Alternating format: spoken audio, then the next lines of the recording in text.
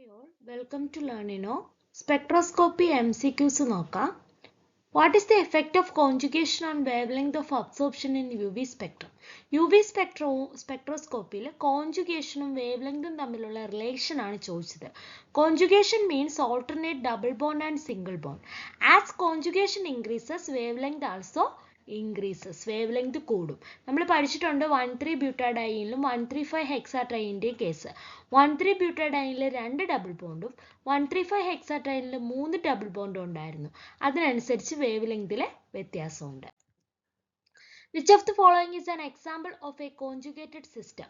Conjugated system means alternate double bondum single bondum. So answer B ആണ് answer. Okay, option B ആണ് answer. Single bond, double bond, single bond, double bond. അങ്ങനെ alternate വരണം. What is the principle of IR spectroscopy? IR spectroscopy principle എന്താണ്? Absorption of radiation by molecule ആണോ? Emission of radiation by molecule ആണോ? Scattering of radiation by molecule ആണോ? Reflection of radiation by molecule ആണോ? It is absorption of radiation by molecule. Then which of the following is IR inactive in carbon dioxide? Carbon dioxide കേസിൽ IR inactive mode ഏതാണ്?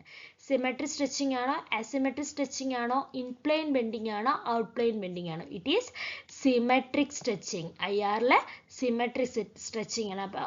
Option A ആണ് answer. What is the advantages of IR spectroscopy for structural elucidation? Structure പഠിക്കാൻ വേണ്ടി IR spectroscopy എന്തിനാണ് use ചെയ്യുന്നത്? Provide information on functional group, അതായത് aldehyde, ketone, alcohol മുതലായ functional ഗ്രൂപ്പിനെ കുറിച്ച് ഇൻഫർമേഷൻസ് പ്രൊവൈഡ് ചെയ്യും. അപ്പോൾ ഇത്രയാണ് ബേസിക് കുറച്ച് MCQs ബേസിക് ആയിട്ടുള്ള. Okay, thank you.